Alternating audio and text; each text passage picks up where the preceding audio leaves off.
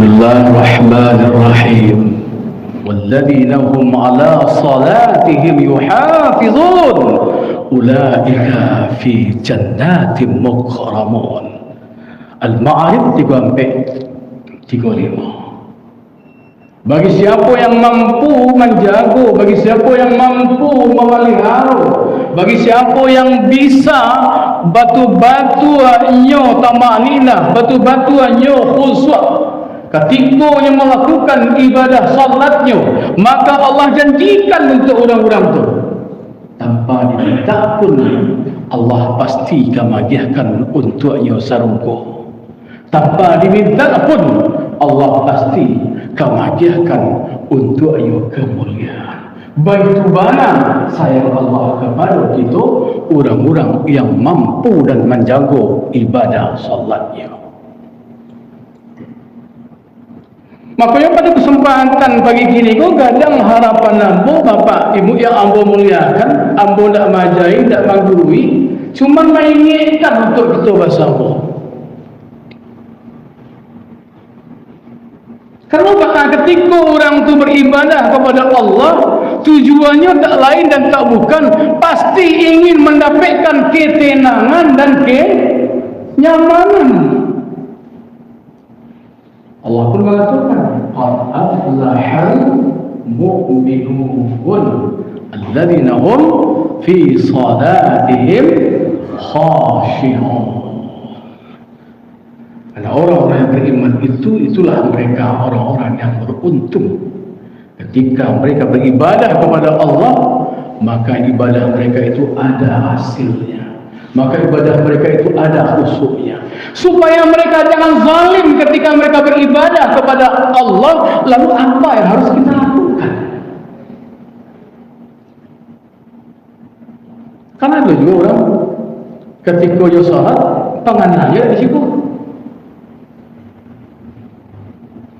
Bukti pengana orang itu ketika di salat tak ada di situ gampang saja. Cikgu kakobeh salat sunatnya.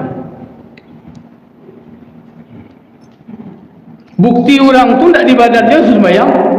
Perhatikan kebiasaan ketika dia melakukan solat sunat. Kadang-kadang konsentrasinya tadi itu indah di tempat solat. Kadang-kadang pemikirannya tadi itu indah lagi kepada Allah. Kebanyakan orang hari ini salat yang ia salatkan hanya fisik saja.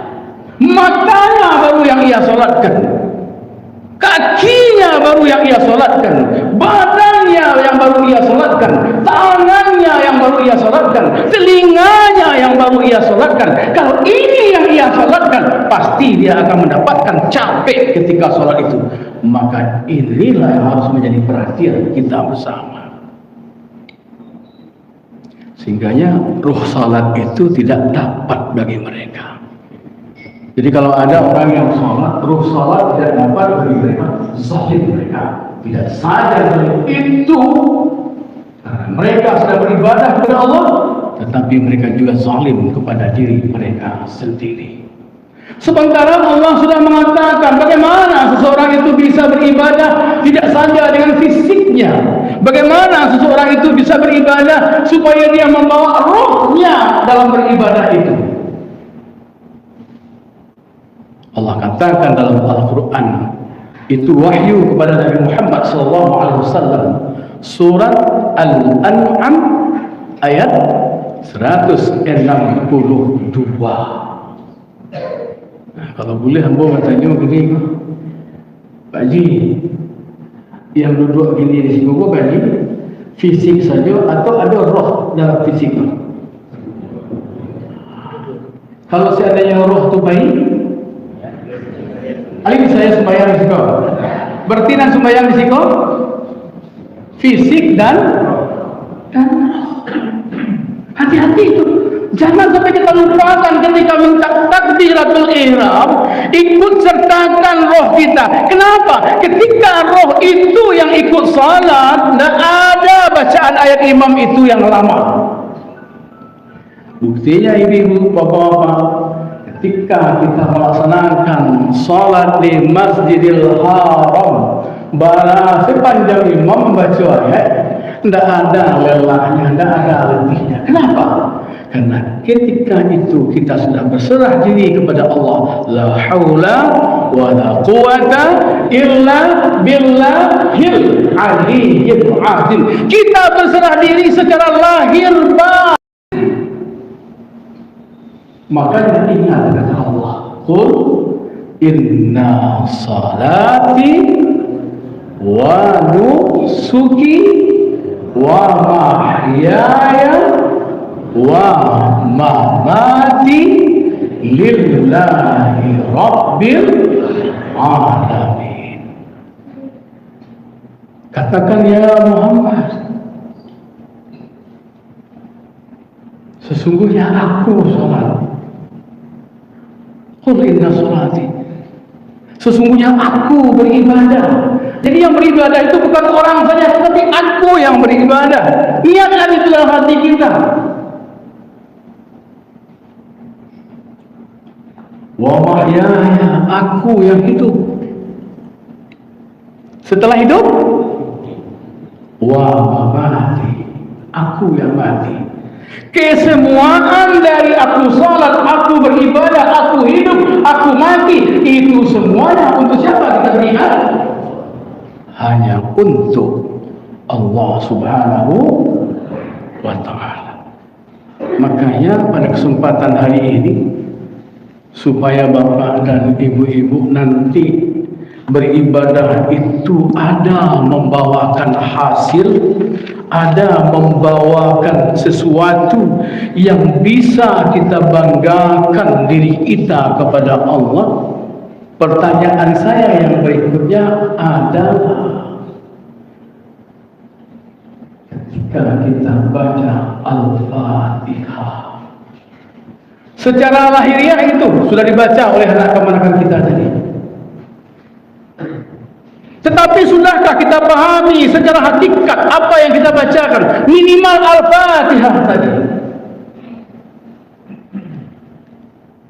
Sebab orang kalau hanya sholat secara lahiriah, saya yakin fikirannya pasti tidak di sini. Itu yang pertama. Yang kedua, kalau dia sholat secara lahiriah, minimal bapak-bapak dan ibu-ibu kalau hanya mewakilkan kepada fisik ketika sholat tadi itu, oh nanti bosan ya kemana? Abang alu bentuk kaji ustaz.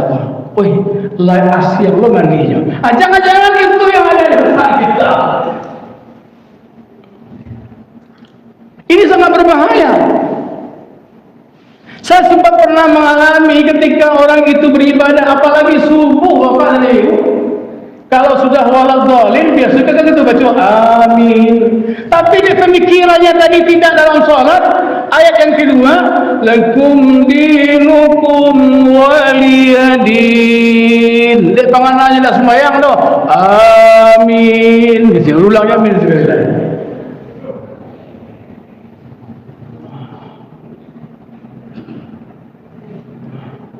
Maka tanyakan kepada kita, dalam surah Al-Fatihah ayat ini ada 7. Secara lahiriah sudah dibaca oleh kemanakan kita tadi dengan makhrijul huruf, dengan makhraj yang baik. Pertanyaan aku, kalau awak tidak zalim kepada Allah, lalu tidak makhraj awak, kau maaf kamu tidak menggurui lah, awak kemati ni kau. Karena orang yang bijak ketika dia membaca Al-Fatihah itu dengan benar, matinya juga akan membaca kalimat La ilaha illallah itu juga dengan baik dan benar. Sudah dibacakah bacaan ayat salat itu dengan ahkamul huruf, hukum-hukum huruf? Mana yang sin, ya? Mana yang idgham, mana yang qalqalahnya? Kau bagus Ustaz, berandahan mana? Kamu dah berandahan mana? Itu memang pelajaran awak ketika mengaji, ketika di FPA, ketika di TPA. Tetapi itu yang kalian mati bapak dan ibu. Kenapa tidak kita amalkan?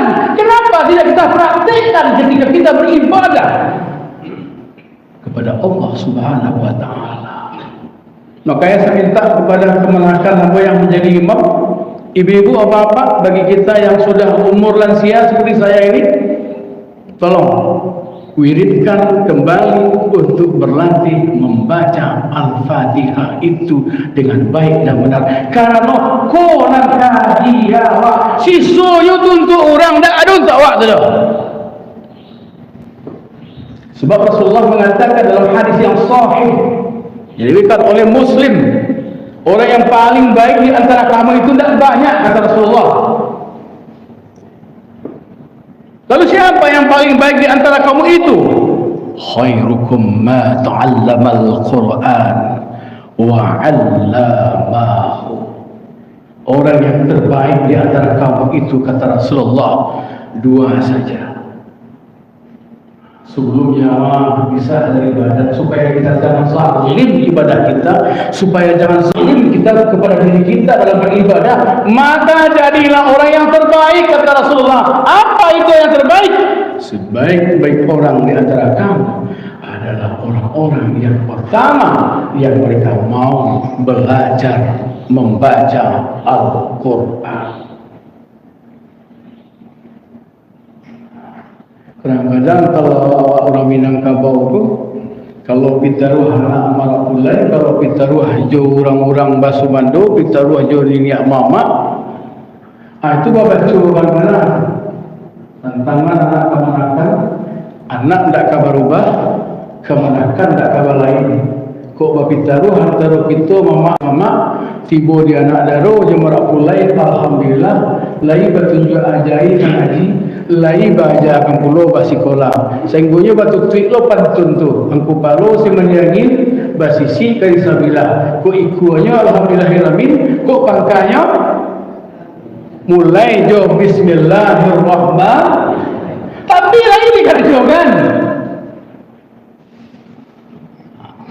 Makanya pada kesempatan pagi yang berbahagia ini ahli mufassirin mengatakan di dalam surah Al-Fatihah ini, kalau kita baca, ada 5 ayat itu untuk kita dan ada 5 ayat itu untuk Allah. Sudah itu kita pahami ketika kita membaca Al-Fatihah itu. Mana yang untuk Allah? Coba. Yang pertama, Bismillahirrahmanirrahim. Artinya apa? Dengan nama Allah yang Maha Pengasih lagi Maha berarti itu untuk Allah, bukan untuk kita. Kenapa dikata-katakan dengan? Karena Allah itu dekat dengan kita. Maka ketika kita baca Al-Fatihah, jangan main-main dengan bacaan itu. Itu yang pertama. Yang kedua, kita baca untuk Allah, Alhamdulillahirabbil. Siapa yang boleh dipuji? Segala puji hanyalah untuk Allah. Berarti manusia-manusia yang lain itu tidak berhak untuk dipuji, tidak berhak untuk disanjung. Yang boleh dipuji dan disanjung itu hanyalah Allah. Yakinkan ketika kita beribadah kepada Allah. Lalu yang ketiga, apa lagi untuk Allah itu? Ar-Rahmanir-Rahim. Allah itu Maha Pengasih, Allah itu Maha Penyayang. Lalu apa lagi yang keempat untuk Allah? Maliki yaumiddin. Allah itulah Tuhan atau Raja dari segala raja sampai hari kemudian nanti. Allah itu yang menguasai semuanya, yang menentuhi semuanya, bukan kita. Yang kelima, milik Allah itu adalah iyyaka na'budu. Hanyalah kepada Allah kita minta makanya saya minta, alhamdulillah imam kita masih muda, tolong dipertahankan ini. Jangan ragu-ragu diambil jadi menantu itu. Beruntung bapak dan ibu itu. Jadi ketika kita baca iyyaka na'budu, dunya itu tak boleh panjang, karena panjang dunya maknanya jauh berbeda. Kalau iyyaka hanya kepada Engkau ya Allah aku menyembah. Tapi kalau imamnya seperti ini, iyyaka na'budu, itu udah salah ya.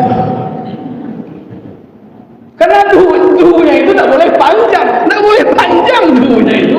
Kalau duhnya panjang jamak, kalau sudah jamak berarti yang disembah tidak lagi Allah yang satu, tetapi yang disembah adalah ilah yang banyak. Kullu ma'bud. Kalau dia menjadi Tuhan, maka Tuhan itu banyak.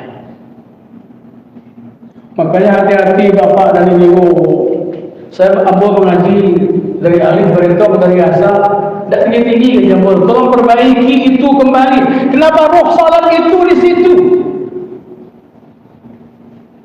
Kau yang batu yang bertujuh gue ya.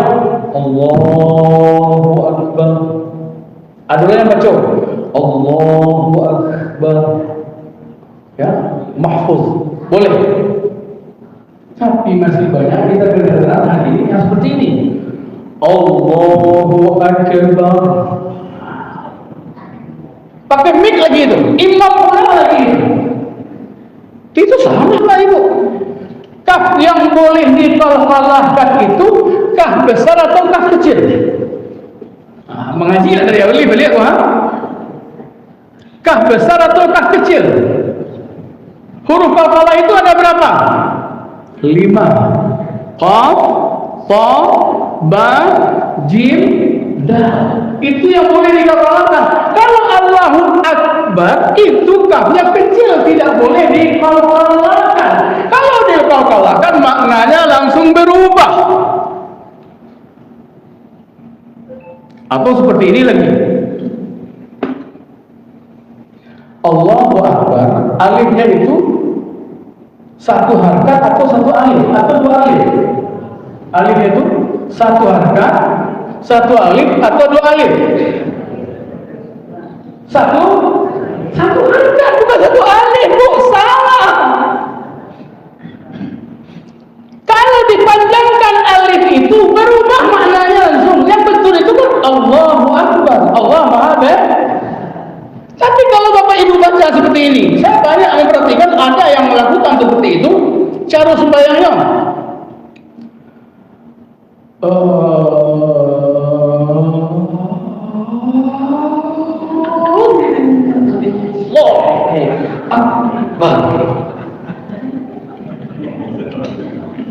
Saking konsentrasi bacanya salah. Boleh konsentrasi, tapi jangan di A dipanjangkan. Nah, di mana dipanjangkan? Di lam. Allah.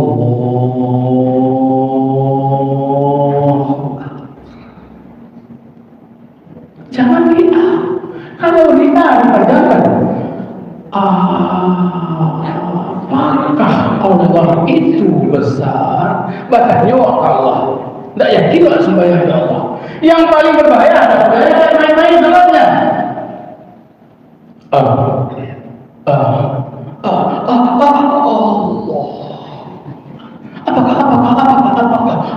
Apakah Allah itu tidak jadi sembahyang. Dia sendiri tidak yakin Allah itu besar. Maka ini harus menjadi perhatian bagi kita. Lalu apa kata Allah tadi? Ketika kita baca Al-Fatihah, mana yang untuk kita? Yang 5 tadi untuk Allah, mana yang untuk kita? Yang untuk kita juga ada 5. Wa iyyaka nasta'in. Itu untuk kita yang pertama. Ingat-ingat ini, hanya kepadamu ya Allah minta tolong. Bapak Ibu, hanya kepada Allah kita minta tolong. Maksudnya apa? Dalam segi beribadah, dalam segi berakidah, jangan coba-coba animisme, jangan coba-coba dinamisme. Baku Pak Ji, baku murah kemana rezeki Pak Ji kan?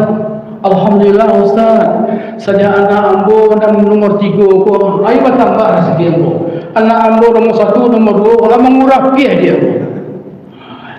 Ini hati Bapak Ibu. Jangan anak muda yang menjadi Tuhan. Karena tempat minta tolong itu tidak kepada anak. Kita minta tolong hanya kepada Allah. Apa dasarnya? Allahu waliyul ladzina amanu yukhrijuhum minadh dhulumati ilan nur. Allah lah tempat kamu berlindung.